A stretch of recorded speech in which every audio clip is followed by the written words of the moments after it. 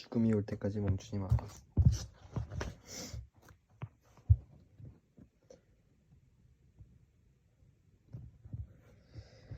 루시와 나는 병원 침대에 누워 울었다. CT 촬영 결과는 여전히 컴퓨터 화면에 떠 있었고 의사로서의 내 정체성은 더는 중요하지 않았다. 암은 여러 내장 기관에 침투해 있었고 진단은 명확했다. 병실은 조용했다. 루시는 날 사랑한다고 말했다. 나는 죽고 싶지 않아 라고 말했다. 그리고 아내에게 재혼하라고 그녀가 혼자 남겨진다고 생각하면 견딜 수 없다고 말했다. 한 담보대출의 이자가 더 낮은 곳으로 당장 바꿔야 한다는 말도 했다. 우리는 가족들에게 전화를 하기 시작했다. 그런 사이 레지던트 동기인 빅토리아가 병실로 찾아왔고 우리는 정밀검사 결과와 앞으로 진행될 치료에 관해 의견을 나눴다. 그녀가 나의 레지던트 근무 복귀 계획을 언급했을 때 나는 그녀의 말을 막았다. 빅토리아, 난 이 병원의 의사로 절대 복귀하지 않을 거야. 너도 알잖아. 내 인생의 한 장이 끝난 것처럼 보였다. 어쩌면 책 전체가 끝나가고 있는지도 몰랐다.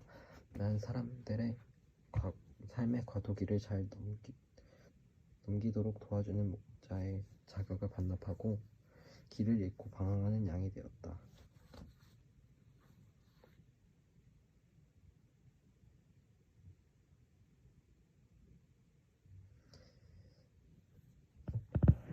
내 병은 삶을 변화시킨 게 아니라 산산조각 내버렸다. 형형한 빛이 정말로 중요한 것을 비춰주는 에피퍼니의 순간이 찾아오는 것이 아니라 누군가가 내 앞길에 폭탄을 떨어뜨린 것 같은 기분이었다. 이제 다른 길로 돌아가야 할 터였다. 얼마 뒤에 동생인 집안이 내 병상 옆에 나타났다. 형은 참 많은 걸 잃었어. 형도 잘 알잖아. 난 한숨을 쉬었다. 동생은 선의를 가지고 한 말이지만 아무래도 내겐 공치사처럼 들렸다. 내 삶은 그동안 잠재력을 쌓아왔으나 그 잠재력을 결국 빛을 보지 못할 것이었다. 나는 정말 많은 걸 계획했고 그 계획이 곧 성사될 참이었다. 내 몸은 쇠약해졌고 내가 꿈꾸던 미래와 나 자신의 정체성은 붕괴되었으며 내 환자들이 대면했던 실존적 문제를 나 역시 마주하게 되었다. 폐암 진단은 확정되었다. 내가 신중하게 계획하고 힘겹게 성취한 미래는 더는 존재하지 않았다. 일하는 동안 무척 익숙했던 죽음이 이제 내게 구체적인 현실로 다가왔다. 나는 죽음과 마침내 대면하게 되었지만 아직 죽음의 정체를 명확하게 알 수 없었다. 지난 몇 년 동안 내가 치료했던 수많은 환자들이 남긴 발자국을 보고 따라갈 수 있어야 할 텐데 기로에 선 내 앞에 보이는 거라곤 텅 비고 냉혹하고 공허하고 하얗게 빛나는 사막뿐이었다. 마치 모래 폭풍이 그동안 친숙했던 모든 흔적을 쓸어간 것처럼 해가 지고 있었다. 나는 다음날 아침에 퇴원할 예정이었다. 그 주의 후반에 종양학 전문의를 만나기로 되어 있었는데 한 간호사가 와서 나를 담당할 종양학 전문의가 그날 밤 자기 아이들을 태우러 가기 전에 내 병실에 들을 거라고 전했다. 그 의사의 이름은 에마 헤이워드고 공식적인 진료를 시작하기 전에 내게 인사차 들르고 싶어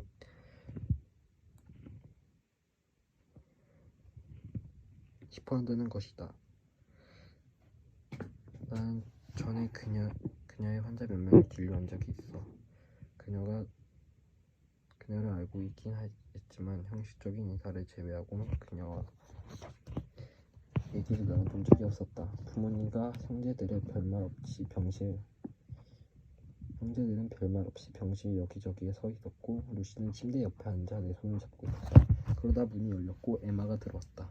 그녀가 입은 흰색 상의에는 긴 하루 동안 큰 고생을 한 적이 묻어 있었지만 그녀의 미소만은 다정했다. 에마의 등 뒤에는 그녀의 동료와 레지던트 한 명이 서 있었다. 그녀는 나보다 겨우 몇 살 더 많고 머리는 길고 검었지만 죽음을 상대하는 사람들이 흔히 그렇듯 이미 흰머리가 듬성듬성 나 있었다.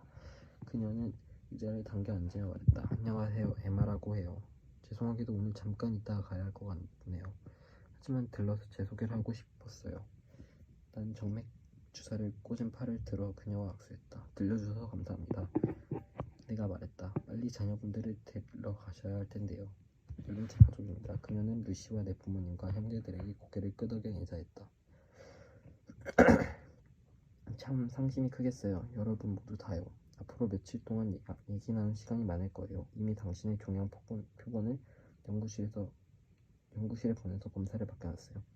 그 결과를 봐가면서 치료 방향을 결정할 거예요. 검사 결과와 검사에 따라 화학요법이나 아니면 다른 치료를 받게 될 겁니다. 1년 반 전에 나는 맹장염으로 입원한 적이 있었다. 그때 나는 환자가 아닌 동료들로 거의 자문의사로 대접받았다. 나는 여기서도 똑같을 거라고 생각했다. 아직은 때가 아니라는 걸 알지만 그래도 카플란 마이어 생존곡선에 관해 얘기하고 싶은데요. 아니요, 그건 안 돼요. 에마가 말했다. 잠시 침묵이 흘렀다. 어떻게 저런 말을 하지? 나는 이렇게 생각했다. 의사들은 나 같은 의사들을 원래 그런 방법으로 예우를 이해하잖아요. 나는 알 권리가 있다고. 치료에 관해서는 나중에 이야기하시죠. 원한다면 복직에 관해서도요. 기존의 화학요법 조합인 시스플라틴, 페메트렉시드, 아바스틴은 말초신경증의 발생할 확률이 높으니까 시스플라틴을 카포플라틴으로 바꿀 수도 있어요. 당신 외과 의사이니만큼 나중을 생각하면 신경계통을 각별히 보호해야 할 필요가 있죠. 복직이라니 대체 무슨 말을 하는 거지? 그녀가 망상이라도 빠진 건가? 아니면 내가 예우를 완전히 착각했나? 어떻게 현실적인 생존 가능성을 재보지도 않고 복직 이야기를 할 수 있지? 지난 며칠 동안 내 발밑에 땅이 흔들거리고 꺼진 듯한 느낌이었는데 지금 또 그런 기분이 들었다. 자세한 이야기는 나중에 해요. 알아둬야 할 사항이 많으니까요. 오늘은 목요일에 있는 공식 진료 전에 한번 만나러 온 거예요. 생존 곡선 말고 제가 오늘 해줄 수 있는 일이나 대답해드려야 할 질문이 있나요? 아니요, 나는 복잡한 신경으로 대답했다. 들려주셔서 정말 감사합니다. 여기 제 명함이에요. 에나가 말했다. 진료실 전화번호가 적혀 있어요. 이틀 후에 뵙게 될 텐데 그 전에라도 궁금한 점 있으면 언제든지 전화하세요. 내 가족과 친구들은 재빨리 의학회 인맥을 동원해 미국 최고의 폐암 종양학 전문의에 수소문했다. 휴스턴과 뉴욕에 유명한 암 치료 센터들이 있었다. 그곳에서 치료받아야 할까? 이사를 가거나 잠시 주거를 이전하는 문제 등 나중에 해결할 수 있는 문제였다. 답변은 빠르게 돌아왔고 거의 만장일치에 가까웠다. 에마는 전국 규모의 명망 높은 암 자문위원회 소속 폐암 전문가로 세계적인 수준의 종양학 전문이었다. 그녀는 최고의 실력을 갖췄을 뿐만 아니라 환자를 잘 배려하는 것은 물론이고 병의 경과에 따라 치료를 언제 진행하고 보류해야 하는지 잘 파악하기로도 유명했다. 나는 잠시 여태까지 내게 일어난 일련의 일들을 생각해 보았다. 컴퓨터 프로그램이 정해준 과정에 따라 레이던트 생활을 시작하고 끝내 이런 기이한 진단을 받아 가장 뛰어난 의사에게 치료를 받게 되다니 미리 정해진 운명 같은 것일까? 한 주의 대부분의 병상에 누워 암 치료 받으면서 나는 눈에 띄게 허약해졌다. 내 몸과 거기에 속한 내 정체성은 급격하게 바뀌었다. 이제는 침대에서 일어나 화장실을 다녀오는 일도 자동화된 피지랑 운동 시스템을 통해 무의식적으로 하지 못하고 노력과 계획이 필요했다. 물리치료사는 환자로 지내게 될 나에게 집에서 필요한 물건들의 목록을 건네주었다. 지팡이, 계량된 좌변기, 쉴 때 다리를 받칠 폼블록 등이 있었다. 한 무더기에 새로운 진통제가 처방되었다. 병원에서 쩔뚝거리면서 나올 때 불과 엿새 전만 해도 수술실에 거의 36시간 가까이 서서 버틸 수 있었던 것이 의외스럽기만 했다. 한 주 만에 이렇게 병약해진 건가? 어느 정도는 그랬다. 하지만 그 36시간을 버티기 위해 요령을 부리기도 하고 동료 외과의들의 도움을 받기도 했다. 그런데도 심한 통증을 느꼈다. CT 촬영과 검사 결과를 보면 나는 암에 걸렸을 뿐만 아니라 몸도 거의 죽겠다 싶을 정도로 지쳐 있었다. 이렇게 내 건강 상태에 대한 두려움이 공식적으로 확인되었으니 이제 나는 환자 신경의학과학 선입추구라는 책무에서 벗어나게 된 걸까? 나는 그렇다고 생각했지만 거기에는 역설이 있었다.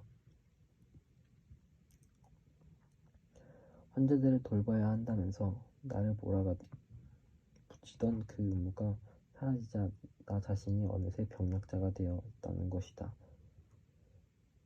마치 있는 힘을 다해 결승선을 통과한 후 쓰러지는 달리기 선수처럼 특이한 상태에 빠진 환자를 만나면 보통 나는 이 관련 전문의와 의논하거나 관련 자료를 읽었다.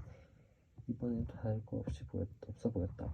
그러나 다양한 약품들의 특징, 돌연변이를 표적으로 삼은 현대에 많은 기발한 치료법들과 화학요법에 관한 자료들을 검토할 때마다 떠오르는 의문이 너무 많았다.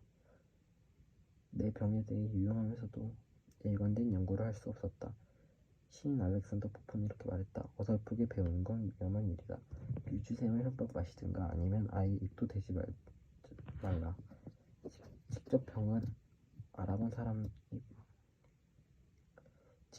알아본 경험이 별로 없는 나로서는 이 새로운 정보의 세계에 발을 들여놓기가 힘들었고 카플란 마이어 곡선에서의 내 위치를 찾을 수도 없었다. 나는 공식 진료를 고대했다. 그러나 대부분의 시간을 쉬면서 보냈다. 나는 앉아서 의과대학원 시절 루시와 함께 찍은 사진을 물끄러미 바라보았다. 우리는 춤을 웃고 있었다. 그 사진을 보고 있자니 너무 슬펐다. 이 두 사람은 자신들이 얼마나 무너지기 쉬운 존재인지도 모르고 함께할 인생을 계획했다. 내 친구인 로리는 교통사고로 숨을 거두었을 때 약혼자가 있었다. 이 편이 더 잔인할까? 내가 의사가 아닌 환자의 삶을 살게 되면서 내 가족은 갑자기 부산했다. 우리는 온라인으로 약을 살 수 있는 계정을 만들었고 침대 난간을 주문하고 타는 듯한 요통을 덜어줄 인체공학 매트리스를 샀다. 며칠 전만 해도 내년에 수입이 6배는 늘겠구나 예상하면서 세웠던 우리의 재정 계획이 이제 위태로워 보였고 거기에 더해 내가 죽은 뒤에 루시를 지켜주려면 이런저런 새로운 재정적 장치가 필요할 것 같았다. 아버지는 이렇게 계획을 수정하는 건 병에 지는 거라고 내가 어떻게든 병을 이겨내고 나갈 거라고 말했다. 환자의 가족에게서 이 말을 얼마나 많이 들었던가. 하지만 나는 그들에게 해줄 말이 딱히 떠오르지 않았고 지금도 마찬가지로 아버지에게 뭐라고 말해야 할지 알 수가 없었다. 달리 어쩌란 말인가. 이틀 뒤 루시와 나는 진료실에서 에마를 만났다. 부모님은 대기실에 남았다. 간호사가 내 활력 징후를 검사했다. 에마와 그녀의 임상 간호사는 인상적일 정도로 시간을 정확하게 지켰다. 에마는 내 앞으로 의자를 당겨 앉아 나를 마주보고 나와 눈을 맞추며 말했다. 또 만났네요. 여긴 알렉시스예요. 제 오른팔이죠. 그녀는 컴퓨터 앞에 앉아 무언가를 적는 임상 간호사를 가리키며 말했다. 의논할 게 많지만 먼저 물어보세요. 어떻게 지내셨어요? 잘 지냈습니다. 대체로요. 방학을 잘 즐기고 있는 것 같습니다. 선생님은 어떻게 지내셨죠? 네, 제가 잘 지냈죠. 에마는 잠시 말을 멈췄다. 환자는 보통 의사에게 안부를 묻지 않지만 에마는 내 동료였다.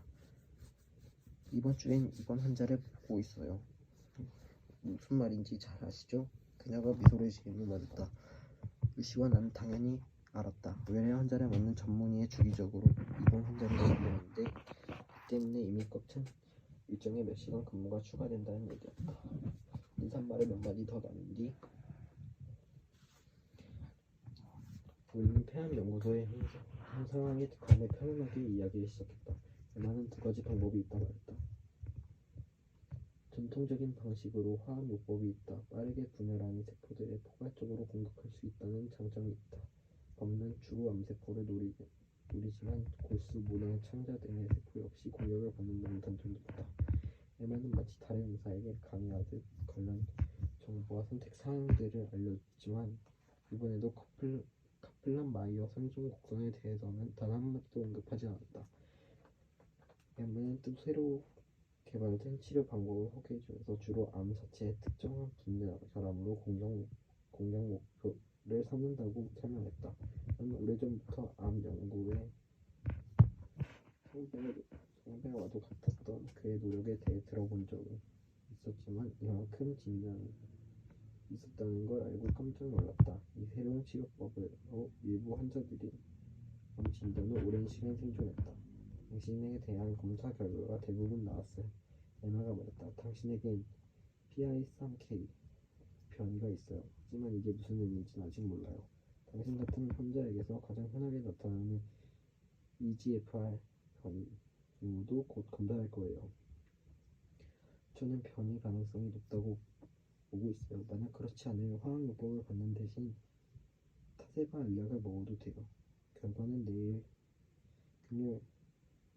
금요일에 나오겠지만 지금도 많이 힘든 상태니까 EGFR 변이 아닐 경우를 대비해서 월요일부터 화학요법을 시작할 수 있도록 준비해두었어요. 이 말을 듣자마자 나는 동료의식을 느꼈다. 나 역시 그녀와 똑같은 방식으로 신경외과 업무를 처리했다. 항상 첫 번째 안부터 세 번째 안까지 준비해두는 것이다. 화학요법을 시작하게 되면 카보플라틴과 시스플라틴 중 어떤 것을 사용할지가 제일 큰 문제예요. 두 가지를 직접적으로 비교한 독자적인 연구를 보면 카보플라틴이 더 참을 만하다고 해요. 시스플라틴은 잠재력 효력은 더 낮지만 독성이 훨씬 심해요. 특히 신경에 안 좋은 영향이 있죠. 하지만 이 데이터가 오래되었다는 점 그리고 최근에 화학요법과 직접적으로 비교한 자료가 없다는 점도 참고하시고요. 제 설명은 여기까지예요. 어떻게 생각하세요?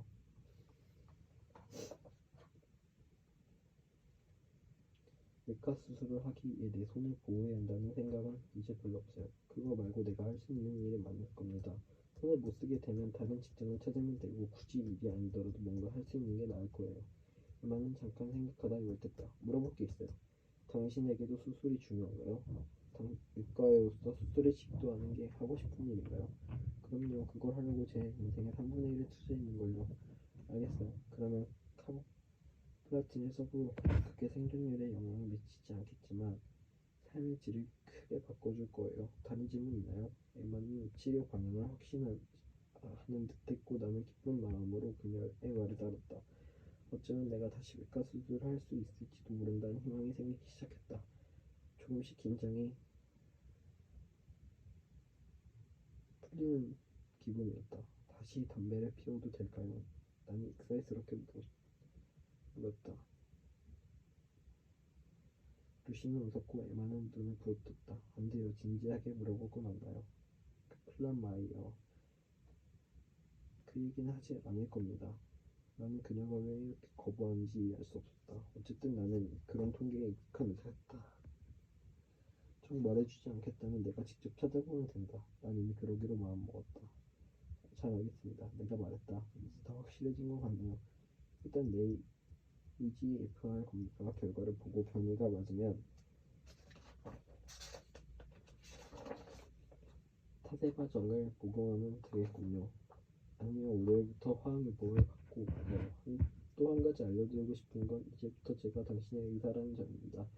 1차 진료부터 시작해서 뭐든 문제가 있으면 가장 먼저 저를 찾아오세요. 다시 한번 나는 그녀에게 동료의식을 느꼈다. 감사합니다. 이번 환자 병동에서도 잘 지내시길 바랍니다. 나는 진료실을 나갔다. 잠시 후 다시 고개를 불쑥 들이밀어 말했다. 당신을 만나고 싶다는 폐암 기금 모금 담당자들이 있어요. 내키지 않으면 얼마든지 거부해도 돼요. 지금 바로 대답하지 마시고 한번 생각해주세요. 그리고 관심이 생기면 알렉시스에게 알려주시면 됩니다. 내키지 않은 일은 절대 하지 마세요. 진료실을 나가면서 루시에게 말했다. 훌륭한 선택이네. 당신한테 잘 맞는 것 같아. 그런데 루시는 미소를 지어 말했다. 저 선생님이 당신에게 호감이 있는 것 같아. 그래서 의사가 개인적으로 마음을 쓰는 환자들의 예언을 잘못 본다는 연구 결과가 있어. 난 웃으면서 대답했다. 안 그래도 걱정거리가 쌓여 있어. 그건 한참 나중에 생각해도 될 것 같아. 나는 나 자신의 죽음과 아주 가까이 대면하면서 아무것도 바뀌지 않는 동시에 모든 것이 바뀌었다는 사실을 깨닫기 시작했다. 암 진단을 받기 전에 나는 내가 언제 죽으리라는 걸 알았지만 구체적으로 언제가 될지라는 걸 알지 못했다. 암 진단을 받은 후에도 내가 언제 죽으리라는 걸 알았지만 언제가 될지 몰랐다. 하지만 지금은 그것이 통렬하게 자각한다. 그 문제는 사실 과학의 영역이 아니다. 죽음은 사람을 불안하게 만든다. 그러나 죽음 없는 삶이라는 건 없다. 의학적으로 불투명했던 부분이 서서히 뚜렷해지고 있었다. 최소한 이제는 관련 문헌에 파고들 수 있을 정보를 갖고 있었다. 수치들은 불분명했지만 EGFR 변이가 있으면 평균적으로 1년의 삶을 더 얻을 수 있고 장기가 생존할 가능성도 있었다. 변이가 없으면 2년 안에 죽을 확률이 80%였다. 이 경우에는 남은 삶을 재정립하는 것이 목표가 되어야 한다. 다음날 루시와 나는 정자은행에 들렸다. 생식세포를 보존하여 건강한 아이를 낳을 수 있도록 하기 위해서였다.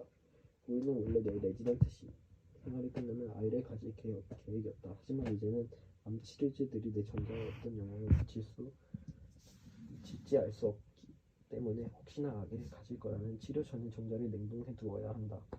한 젊은 의사가 정자 보관을 위해 다양한 결제 방식을 선택 사항 그리고 소유권을 설정하는 법적 양식에 관해 설명해 주었다. 나는 그녀의 책상에 젊은 암 환자들을 위한 즉흥 연극 모임, 아카펠라 모임, 장기자랑 모임 등 다양한 사교 모임을 소개하는 형형색색의 책자들이 놓여 있었다. 나는 책자에 실린 행복한 얼굴들이 부러웠다. 통계적으로 보면 그들은 아마 치료 가능성이 높은 암에 걸렸을 것이고 기대 수명도 괜찮을 것이었다. 36살에 폐암에 걸릴 확률은 0.0012%밖에 되지 않았다. 모든 암 환자가 불행하다는 건 맞는 말이지만 암도 나름이어서 더욱 힘든 암이 있다. 그런 암에 걸린 사람이야말로 정말 부르는 사람이다. 정자은행 직원이 우리에게 두 사람 중 한 명이 사망하면 정자의 법적 소유권자를 누구로 하겠느냐고 묻자 루시는 눈물을 흘리기 시작했다. 희망이라는 단어가 처음으로 영어에 등장한 건 약 1000년 전으로 확신과 소망이 결합한 의미를 가지고 있었다. 하지만 내가 소망하는 것과 확신하는 것은 달랐다.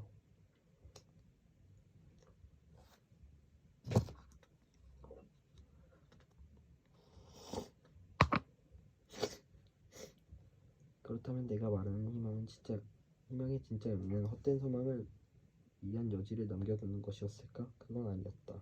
의학 통계는 평균 생존 기간 같은 수치를 나타낼 뿐 아니라 신뢰 수준, 신뢰 구간, 신뢰 한계 같은 도구들을 이용해 수치에 대한 우리의 신뢰도도 측정한다. 통계적으로 불가능하지만 여전히 가능성 있는 결과, 즉 95%의 측정된 신뢰 구간을 극복하고 생존할 가능성을 남겨두는 것. 이것이 내게는 희망이란 것일까? 우리는 과연 생존 곡선의 패배, 비관적, 현실적, 희망적, 망상 등의 영역으로 나눌 수 있을까? 숫자는 그저 숫자가 아니던가. 우리는 모든 환자의 생존 확률이 평균 이상이란 희망을 기꺼이 받아들이지 않았던가. 통계 자료와 나의 관계는 내가 환자가 되자마자 달라져 버렸다. 레지던트 생활을 하는 동안 나는 무성한 환자들과 그 가족들에게 나쁜 이유를 알려주었다. 의사로서 해야 하는 가장 중요한 일들 중 하나였다. 환자가 94살에 치매 말기이고 심각한 뇌출혈로 쓰러져 있다면 이야기는 쉽게 풀린다.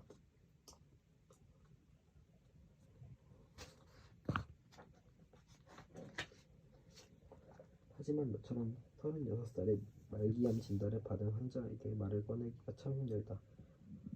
의사가 환자에게 구체적인 이유를 말하지 않는 이유는 그럴 수 없어서만은 아니다. 환자가 도저히 불가능한 기대를 가지고 있다면 가령 130세까지 살고 싶어 하거나 심하지 않은 피부 반점 때문에 곧 죽을 거라 생각한다면 의사는 그런 환자의 기대를 합리적인 수준으로 낮추거나 높여야 한다.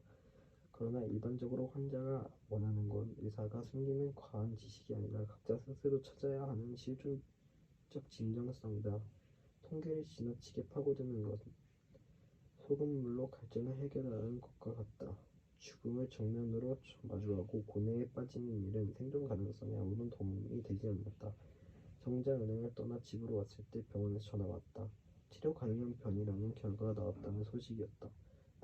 다행스럽게도 화학 요법을 받는 대신 작은 흰색 알약인 타세바를 복용하게 되었다. 나는 이내 힘에 솟기 시작했다. 그게 뭔지 정확히 몰라도 한 조각의 희망을 느낄 수 있었다. 내 삶을 둘러싸고 있던 안개가 살짝 걷히고 푸른 하늘 현장에 보였다. 그 뒤로 몇 주 동안 식욕이 돌아왔다. 다시 체중이 늘었다. 그러면서 여드름이 심하게 났는데 이는 약초가 있을 때 나타난 부작용이었다. 루시가 늘 좋아했던 내 매끈한 피부가 우툴두툴해졌고 혈액 희석제 때문에 피부에서 계속 피가 났다. 내 신체에서 그나마 자랑할 만한 매력이 서서히 사라져가고 있었다. 하지만 정직하게 말하자면 외모가 다소 추해지더라도 살아있다는 사실이 기뻤다. 루시는 여드름이 나고 지저분해진 내 피부도 예전과 똑같이 사랑한다고 말했다. 우리의 정체성은 뇌로만 결정되는 것이 아니었다. 누구나 그 정체성을 구체적으로 보여주는 신체 안에서 살 수밖에 없다. 산행, 캠핑, 달리기를 좋아하고 양팔을 쫙 벌려 꼭 껴안는 것으로 애정을 표현하던 그리고 키득거리는 조카를 번쩍 들어주던 남자. 더는 그 남자가 될 수 없었다. 기껏해야 그런 남자를 목표로 삼는 것이 최선이었다.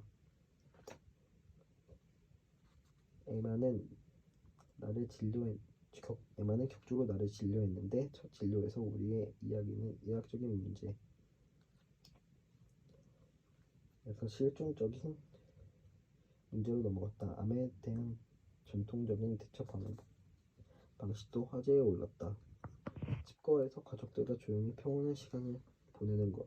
많은 사람들이 암 진단을 받으면 일을 아예 그만둬요. 아니면 정반대로 일에 몰두하거나요. 어느 쪽이든 괜찮아요. 에마가 말했다. 저는 40년의 인생 계획을 짰어요. 첫 20년은 외과 의사이자 과학자로 마지막 20년은 작가로 살 생각이었죠. 그런데 갑자기 마지막 20년을 들어서게 됐으니 어떤 계획을 세워야 할지 난감하네요. 제가 그 답을 드릴 수는 없겠죠. 그냥 말했다.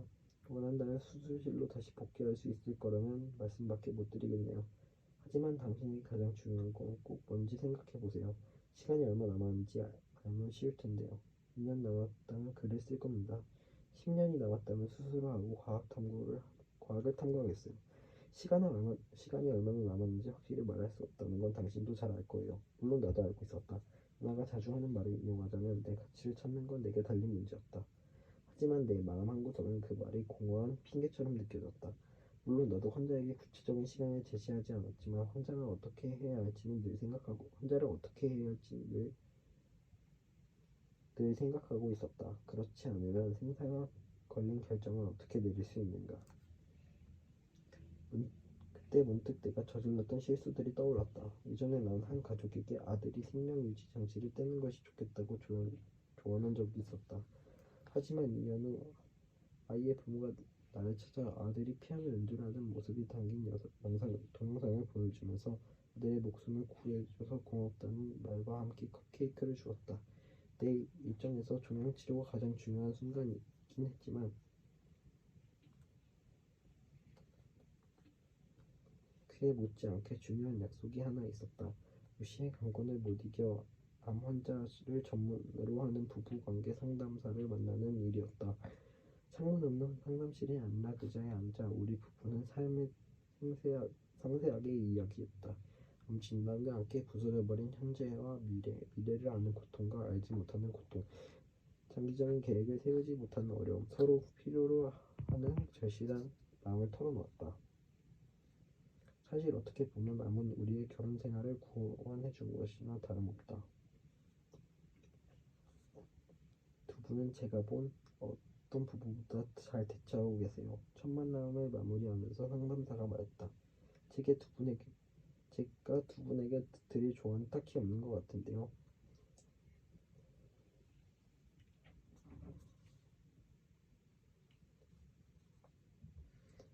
나는 상담실을 나오면서 씩 웃었다. 내가 잘하고 있는 일이 아직 한 가지는 있다는 다시 확인됐으나 수년간 말기 암 환자들을 보살폈던 보람이 조금은 있구나. 나는 루시를 돌아봤다. 미소 짓는 얼굴이 기대했지만 그녀는 고개를 젓고 있었다. 당신 아직도 모르겠어? 루시가 내 손을 잡아 말했다. 지금 우리 상태가 최고라는 건 더 나아질 게 없다는 뜻이잖아. 죽음의 무게가 더 가벼워지지 않는다면 적어도 더 익숙해지기라도 할까? 불치병을 진단받고 나서 나는 두 가지 관점으로 세상을 바라보기 시작했다. 죽음을 의사와 환자 모두의 입장에서 보기 시작한 것이다. 의사로서 나는 암이라는 전쟁에서 꼭 이길 거야 라고 선언하거나 왜 하필 나야? 이 질문에 대한 답은 나라고 암에 걸리지 말란 법이 있는가 이다 라고 물어서는 안 된다는 걸 알고 있었다. 또한 나는 의료행위와 관련된 복잡한 치료 공식에 대해 많은 걸 알고 있었다. 종양학 전문의와 상담을 하고 개인적으로 연구하면서 알게 된 점은 1980년대 후반에 에이즈처럼 오늘날의 말기폐암도 상황이 변할 수 있다는 사실이었다. 여전히 빠르게 진행되는 심각한 병이지만 수명을 몇 년 더 늘려주는 치료법이 등장하고 있었다. 병원에서 쌓은 경험 덕분에 나는 의사 겸 과학자로 관련 자료를 분석하고 그런 자료가 내 이유에 대해 전부 알려줄 수 없음을 받아들일 수 있었다. 하지만 환자인 내게 그런 건 아무 도움도 되지 않았다. 그런 자료를 루시와 내가 아기를 가져야 할지 혹은 내 생명이 꺼져가는 동안 새로운 생명을 양육하는 것이 어떤 의미인지 말해주지 않았다. 또한 내 경력을 위해 계속 분투해야 할지 오랜 시간 외골로 죽어왔지만 이럴 시간이 있는지 알 수 없는 야망에서 품어도 될지 아무 해답도 들려주지 않았다. 이번에 내가 맡았던 환자들처럼 나는 죽음과 마주한 채 내 삶을 가치 있게 만드는 것이 무엇인지 이해해야 했다. 그리고 그렇게 하려면 에마의 도움이 필요했다. 나는 의사와 환자 사이의 입장을 가진 채 의학을 계속 파고들지 아니면 문학에서 답을 찾아야 할지 고민스러웠다. 죽음과 마주하며 나는 예전의 삶을 복원하기 위해서 아니면 새로운 삶을 찾기 위해서 부단히 버둥거렸다. 난 한 주의 대부분이 인지치료가 아니라 물리치료를 받으며 보냈다. 예전에 나는 거의 모든 환자들에게 물리치료를 받게 했었다. 그런데 막상 내가 그 치료를 받아보니 충격적일 정도로 힘들었다. 의사는 병에 걸리는 느낌이 어떤 것인지 추상적으로 알고 있지만 직접 경험하기 전까지는 진짜 아는 것이 아니다. 그건 사랑에 빠지거나 아이를 가지는 것과 비슷하다. 거기에 따라오는 수많은 서류 작업이나 사소한 일들이 별로 반갑지 않다. 예를 들어 정맥 주사를 꽂고 있으면 주사액이 스며들기 시작할 때 실제로 소금맛이 느껴진다. 의사는 모든 환자에게 벌어지는 일이라고 말하지만 11년 동안 병원에서 목담으면서도 나는 고통의 구체적인 느낌을 전혀 알지 못했다. 물리치료에서 나는 역기가 아니라 겨우 두 다리를 들어 올리고 있었다.